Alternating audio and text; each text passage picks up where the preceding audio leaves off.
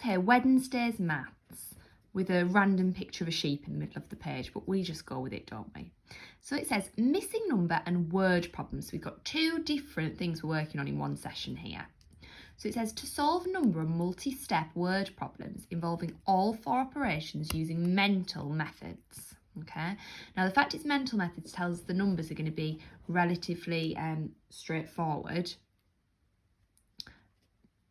because it's asking us for mental methods, so things that we should be able to work out in our head. Okay, so let's have a little look at what the questions are like. So one is something subtract 2.7 is 6.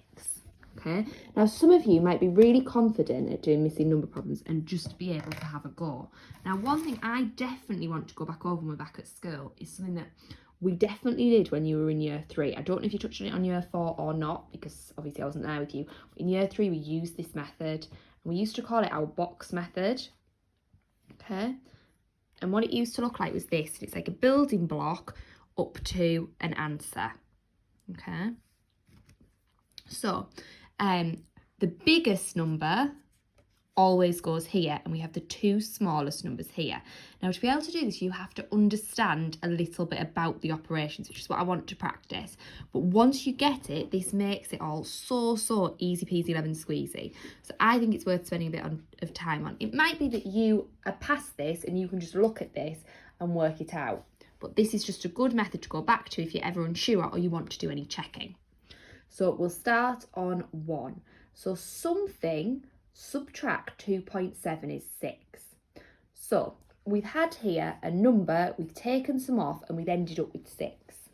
So the biggest possible number in that calculation would have been at the start, okay? Because 2.7's been removed from it and left us with 6. So we've got two smaller numbers there. That's all we need to understand, that in a subtraction that's presented like this, the biggest number is always going to come first. So what we do now is we pop that information into our box. Now we know they're the smaller numbers and we're looking for a bigger number. So we put those at the bottom. Now the magic of the box is it tells us what operation to do. Now if it's a subtraction, it can either be a subtraction or an addition. They're like the pairs. Multiplication, it can be multiplication or divide. They go together. We never do any mixing, matching between the other operations. So we know that it's either going to be subtract or add. Now we've got the small numbers and we're looking for a big number, so we're going to add. So that first question there is asking you to do 6, add 2.7.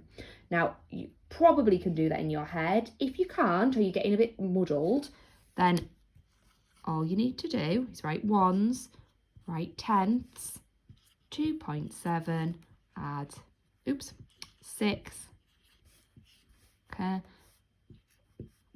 And that's all you need to do to work it out, and that will give you your answer. It's not so much about this. I think they've left the numbers quite straightforward on purpose. It's more about working out what it's asking you to do. So the second one, again, we're going to do a box. But this time it's an addition. So when it's presented like this, the biggest number in an addition is going to be the answer. So that one's going to go on the top of the, I've just drawn on the book. Oopsie daisy. So we're going to have 9.7 on the top, and we're going to have 7 on the bottom.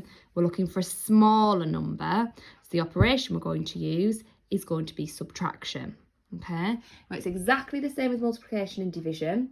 Apart from there, the partners, if we're looking for a big number, if that's what's missing, we're going to times. If we've got the big number and we're looking for a smaller number, we're going to divide. And you work your way down. Okay, once you get to number 9, it says 26 balls are being used in the PE lesson. There are 18 more balls in a box. How many balls are there all together? So make sure that you take note of the important information, the numbers, and then what it's asking you to do. So it's saying all together. So that's asking you to put those numbers together. So to add them, okay? I can't help you too much more because that's the maths, that's the working out today. If you're really stuck, please ask for help. Number 1 is exactly the same, just the numbers are harder, okay? You might need to use, that's C.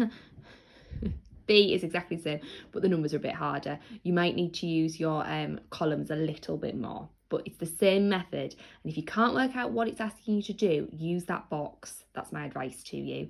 C, same again, but just trickier numbers. Any problemos, just ask. We are here to help. We want to help you. Good luck.